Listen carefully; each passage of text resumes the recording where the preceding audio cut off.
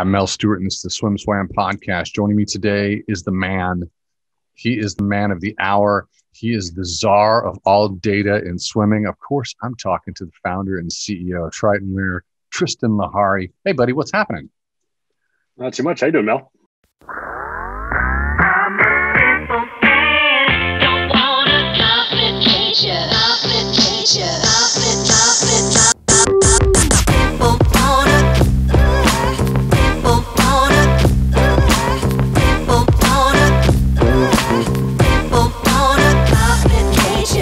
Into the lab. You went in during the pandemic. I know you dove deep, and I got I have cards on the table. I got to be honest with you. I really appreciate the partnership we have at SwimSwam, and the reason why it's exclusive, and it is because you are the best at this.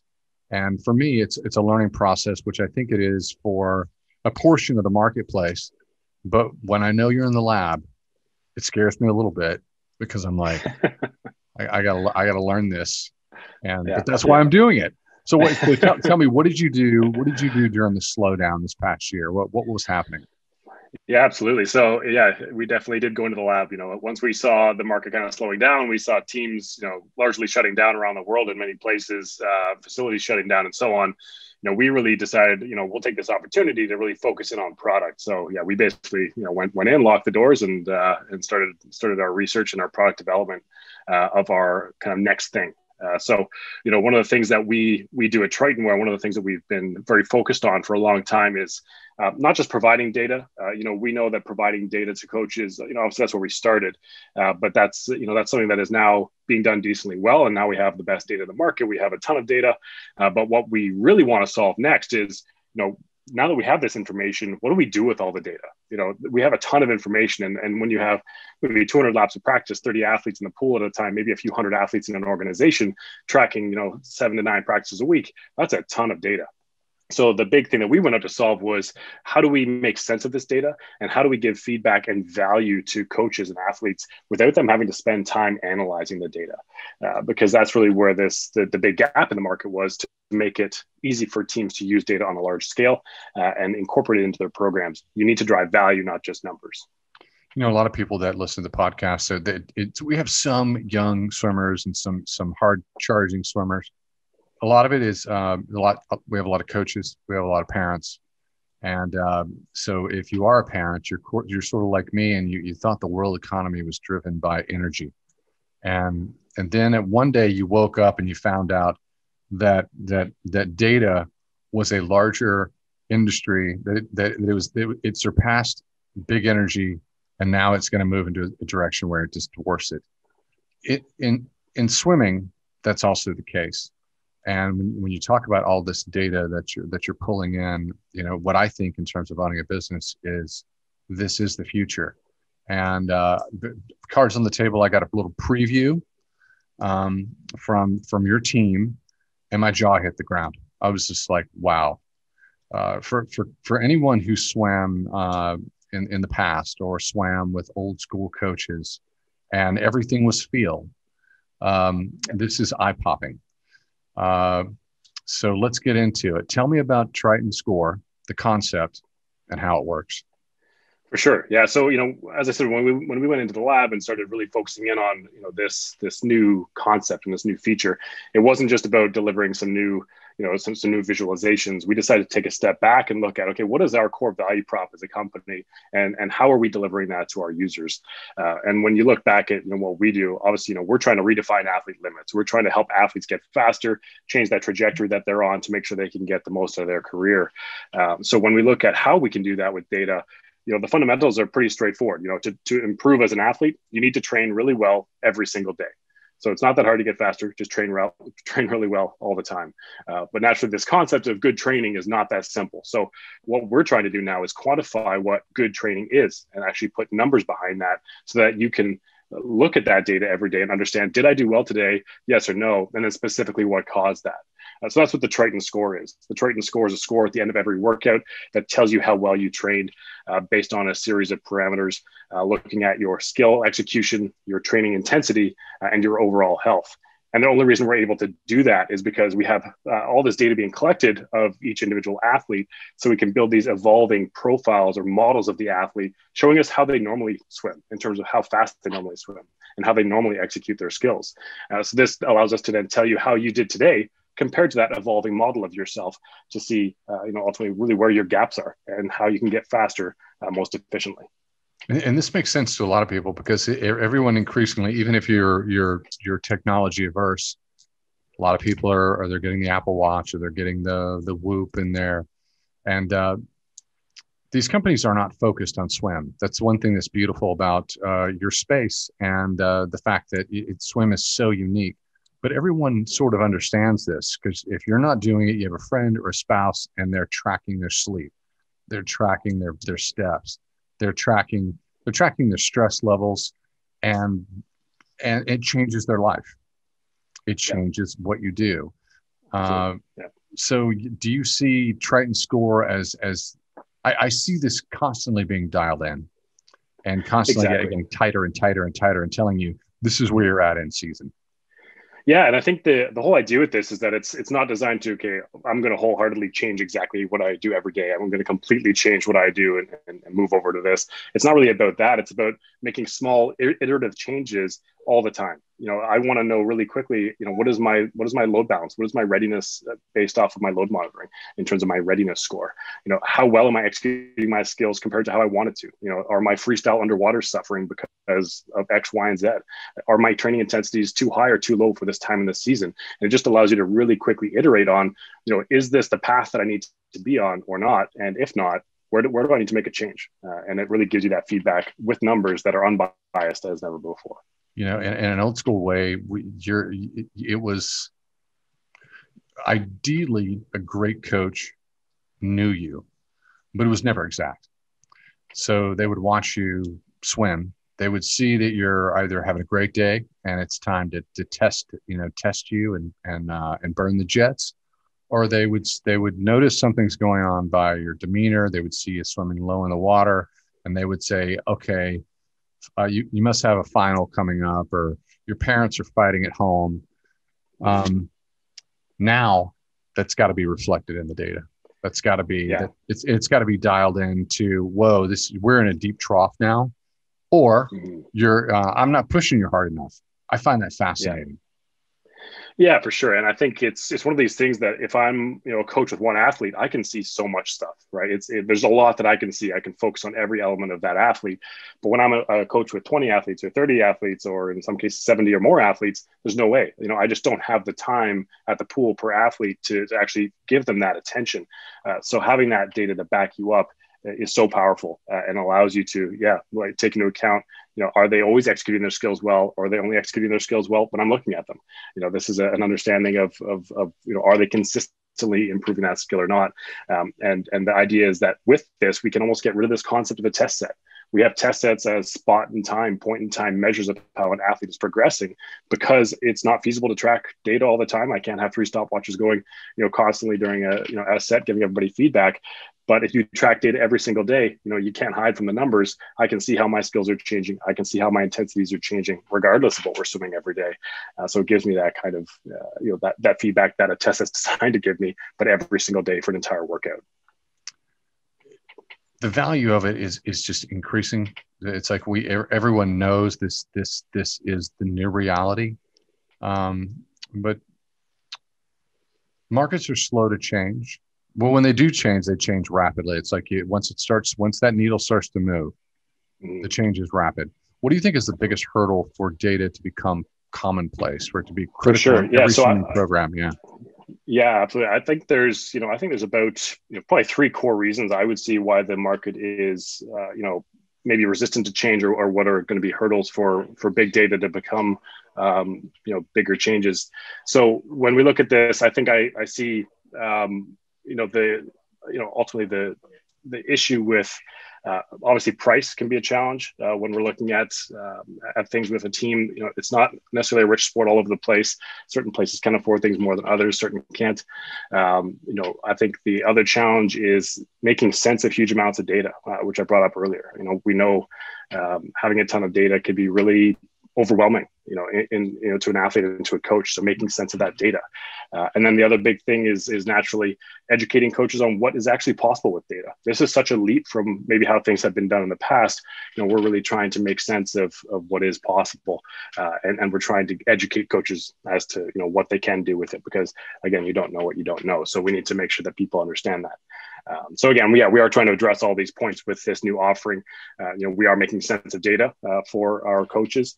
With the new Triton score, with the new scoring systems, we automate that data analysis for them just to drive value. We're trying to help educate the coaches and athletes through things like this and through other content that we try to push on a regular basis. And we know cost is such a sensitive point for teams and athletes that we're trying to find new ways to sell the product in a way that doesn't break the bank and makes it easy to adapt. So we've actually, with this new release, we have also released new price points that people can come in at.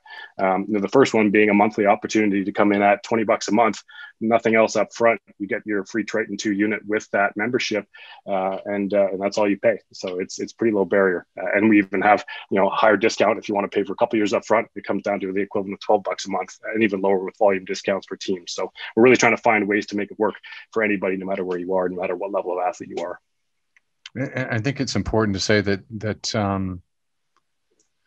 the market is hungry. Like I can't tell you how often my phone rings and I'm hearing from parents or I'm hearing from coaches, and they're asking for something extra. They're asking for insider information, or do you know this coach, or what do you think of this program, or I'm at this program, could I drive 30 minutes to this other coach, and what do you know about this coach, and what can they do for me? And so parents and coaches, sometimes kids, are always saying, where can I invest time, money, and energy? And to me, this is the most obvious step. This is the investment in you and in your career, because if one person's swimming in a family, the entire family's swimming, and they're super dedicated. I like the new price points. Yeah, for sure. I mean, I think, when I talk to parents, athletes, coaches, and so on, no matter what they're looking to invest in, I try to, explain it, try to invest in something that's going to continuously add value to the athlete. There's some things that we invest in the sport because it's nice, it's flashy, but why am I spending, if I'm a 12-year-old athlete that's, kind of mediocre, why am I spending $300 or more on a racing suit that's going to give me a one-time career gain? I'm going to save a few tenths for my entire career with this purchase that I'm going to have to keep paying every single year just to keep my racing suits up to snuff, or have a bunch of different racing goggles, whatever. Like, those things are nice. They're vanity things, though. This is the kind of thing that will help you get better. This will genuinely, make you a better athlete if you act on the insight. And it's also now more engaging for athletes. Without it, it's not just a bunch of numbers anymore. It's really engaging scores that, I find when I use it, it's just super addictive to come back and see how my scores are. So I think there's an element of keeping athletes engaged while driving the right behavior and training, which is a challenging thing to do for sure when you're in the peak of tough training seasons. Depending where you live, your lifestyle choices, our community, the swimming family, is pretty diverse. So, how does Tritonwear work for a small community club, 20 athletes, compared to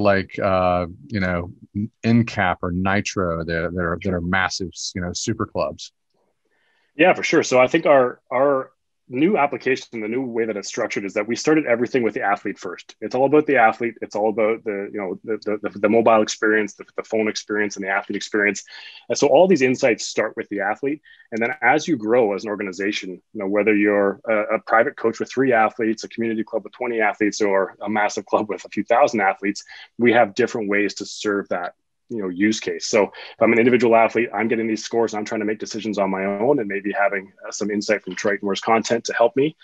If I'm a remote coach and I'm trying to track a few athletes in different locations, I can now do that in this platform, no matter where they're training, and then give them feedback based off of the data. When I'm a community club coach, I'm now maybe tracking those 20 athletes on a regular basis on my tablet in practice, and then analyzing it to give more feedback to each individual athlete.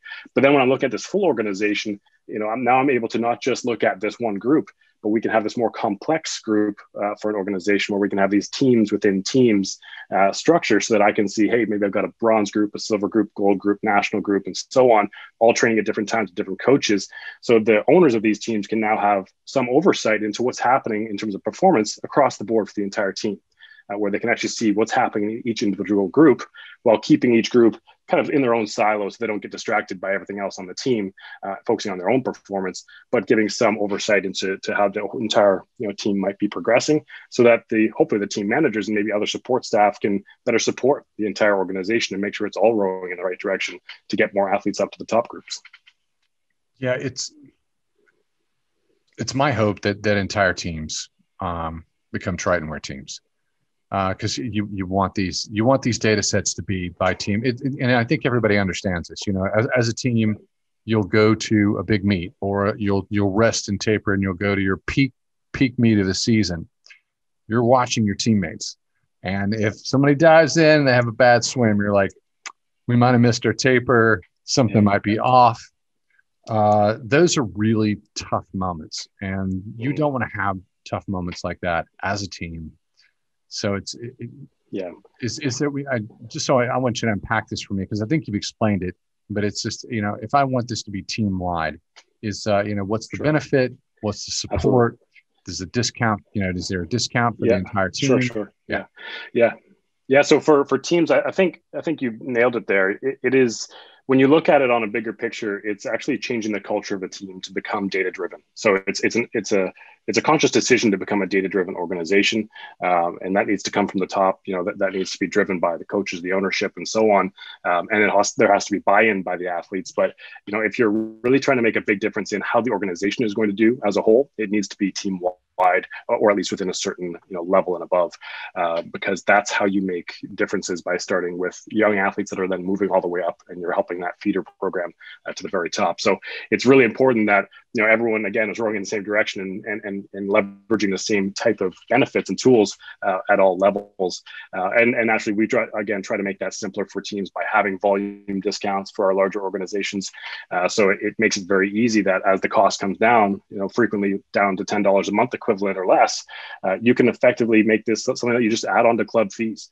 So there doesn't have to be any capital expense up front for the team. They can just say, hey, we're going to bump your fees up by $10 a month. The entire team is now on Tritonwear. Everybody has their own unit. Everybody has the app. They all have this engaging platform to understand the performance every day. And the team now has this opportunity to see what's happening and optimize that feeder program of athletes throughout their program and the entire organization's performance as a whole. I'm an average size club. We've flipped. We're now a Tritonwear team. Get granular with me and walk me through what's a day, week in the life of a Tritonwear team. Yeah, for sure. So, step one, nothing really changes in practice. You can use it as much as you want or as little as you want. So what happens is each athlete has their own Triton unit, the little device here that goes under their cap at the back of their head. They just turn the device on. It knows their name is connected to them. When it pops up in the tablet for the coach, coach just starts the workout, on the tablet. And then the athletes jump in and swim. We just track all the data for the workout for them. We're tracking every single lap of the workout. And then we effectively allow them to have that real-time element of the data during practice. So coaches can look at their distance per strokes, their stroke rates, their speed under waters, speed above waters, their stroke indexes, their intercycle variations and new metrics that we're releasing now. You can have all that data at your fingertips as much as you want to use it. You could have it on a tablet. You could have it displayed on a TV so that the athletes can see it while they train. You could have a tablet per lane in some cases to have their athletes see the data live while they swim. So it's modular. It's as expandable as you like for your whole team. But then once the workout's over, that's where the real number crunching comes into play. And that's where we automatically analyze the athlete's data to tell them how well they executed the entire workout. And then more specifically, breaking it down for their skill execution, training intensity, and the athlete's health. And we feed that athlete and push that right to the athlete's phone. So they get notified as soon as that analysis is ready. So the athlete has this engaging element of how did I do today, which is super compelling and quite addictive as an athlete. And then the coach then has this dashboard of all their athletes and how all their athletes did today.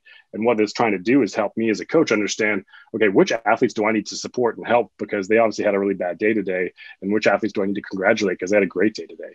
So it helps me understand, who should I focus on, who needs my help, who doesn't, and really what should I do about it. Without having to look at set by set, rep by rep data every single day for all your athletes. It's more about making decisions and acting on that as a coach. Just do coaching and let us do data. And that's really what we're trying to do with this new system. When I think about clubs, This applies at the club level. It applies with elites. Some clubs, kids might be commuting over an hour, and instead of going to that, they might not hit every practice, and they might practice at home. It sounds to me like this is perfect for remote coaching. And also, we have a lot of elite swimmers who train on their own. Sure. They train in a different city. They're being coached by an elite coach on the other side of the continent. How does that work? Yeah, I think it really expands the boundaries for coaches, and we see that with the remote coaching becoming a bigger and bigger thing. So absolutely, it gives the opportunity to see what's happening for an athlete, all over the place.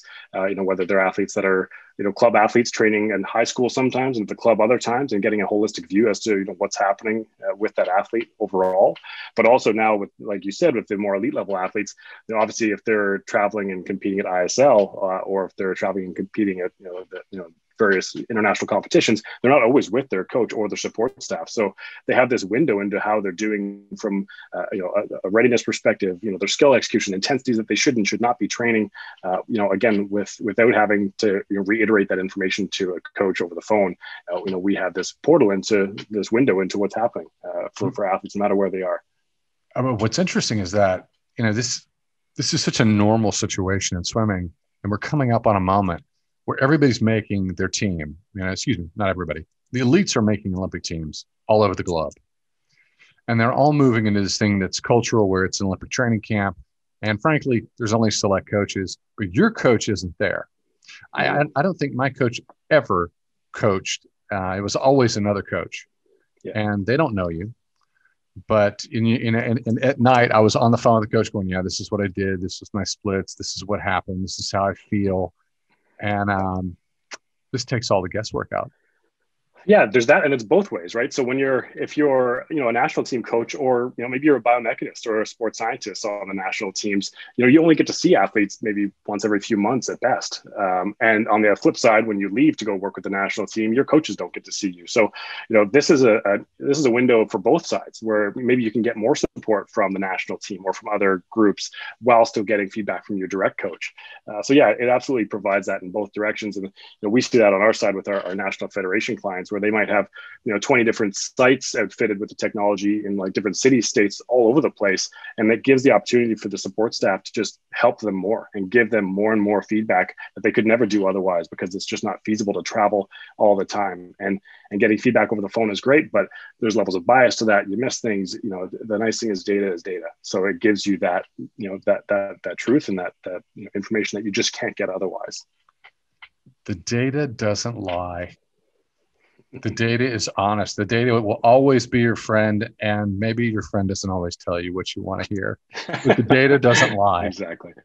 This is your new tagline. The data doesn't lie. The data doesn't lie. Yeah. I think, that's where coaches like to make us the bad guys sometimes. Hey, if you didn't swim as fast as you did, blame Tritonwear. It's, I love it. Yeah. What kind of athletes have already been leveraging Tritonwear? For sure. Yeah, I think we've been around for a while now. We started Tritonwear back in 2014. We've been working since then with athletes all over the globe, from grassroots beginners up to Olympic gold medalists. At the top end, we have over 30 national Olympic federations leveraging our technology heading into the Tokyo Olympics this summer. But the vast majority of our customers are club athletes.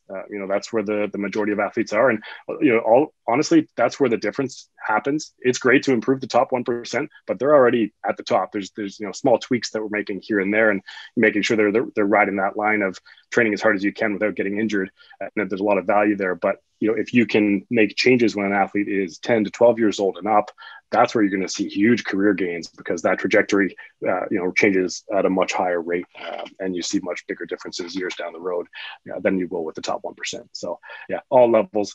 It's just different things you focus on at different levels. So I screwed up royally.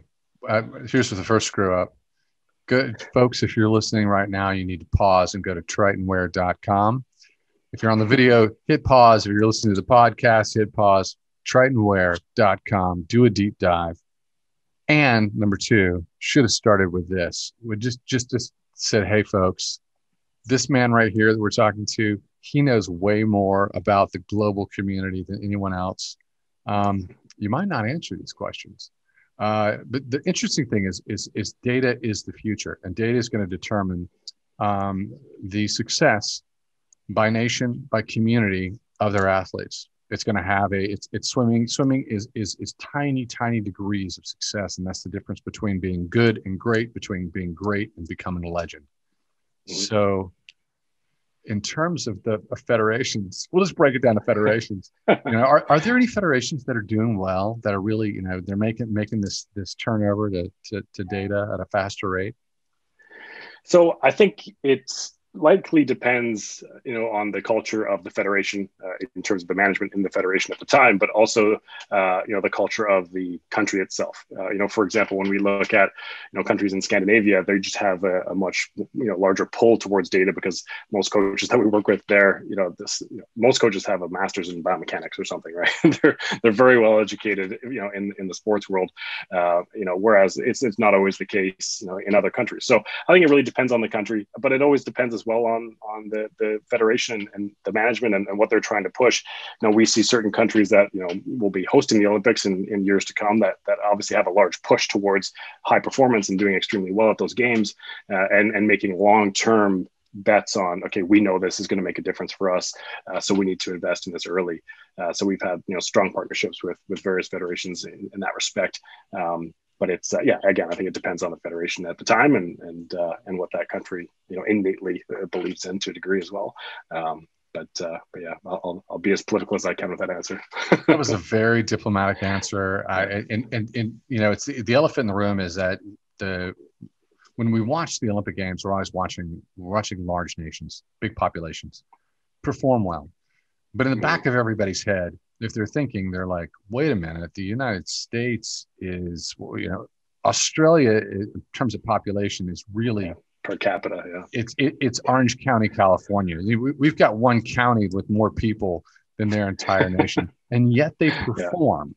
Yeah. And the interesting thing about Tritonwear is if there's enough of a data set, you're digging into this, you're going to go, these people are outliers. Scandinavian nations, absolutely outliers. Australia, outliers. And what can we learn from that? And I think that's the beauty. Data doesn't lie, but data is also beautiful.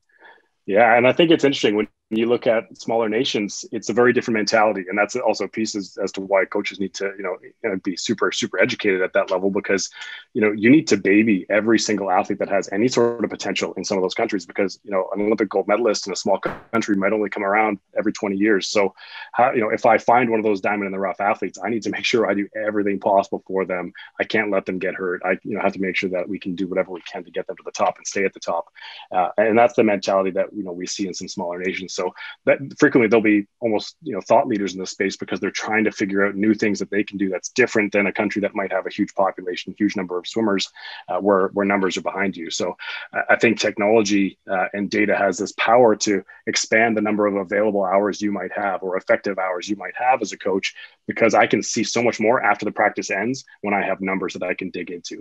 Whereas if I'm a coach that can only see things during practice, I'm going to be limited forever by that. So there's this opportunity to add that level of value and extend the available hours for a coach based on data, no matter what country you're in, even if you're a big country or a small country. So as we close out here, I want you to finish up with this, because I think that a lot of people, when they think of data, and certainly when they become a Tritonwear swimmer, or they're on, if they become a Tritonwear team, they're going to open this up and go, whoa, 30 plus data points, and it's almost overwhelming. And the truth is, sure, it's not because of the Triton score. So as we close out, help people understand the Triton score and how it makes your life easy.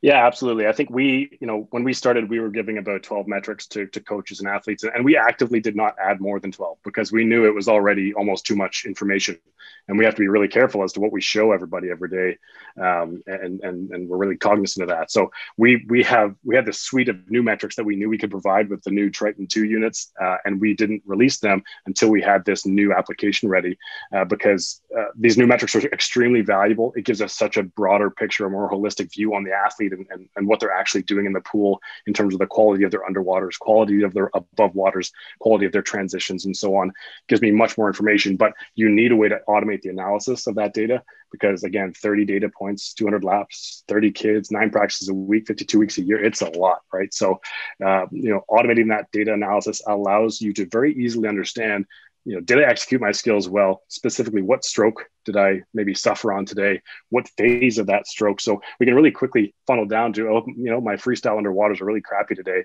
And specifically, it was my speed underwaters. We're just not great. We need to focus on that. So it drives you down that value path without you needing to ever look at a length by length data analysis and 30 data points per lap. Trying to make that as simple as we can. And then obviously plus intensity, where we're tracking how hard you're swimming, how fast you're swimming, readiness, where we're tracking your training load over time to make sure that we keep you in that sweet spot of adding training load while keeping your risk of injury as low as possible. And again, if you are constantly, training hard, executing your skills well and staying healthy, you're going to have good practices. If you keep on having good practices, you're going to get faster. And that's what Triton Score is all about, helping you do really well in the pool, help you execute, help you have good practices every single day so that you will get faster, and hopefully will help you redefine your limits.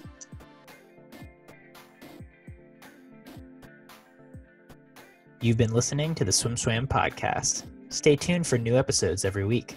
You can take SwimSwam podcast on the go by subscribing on your favorite podcast platform.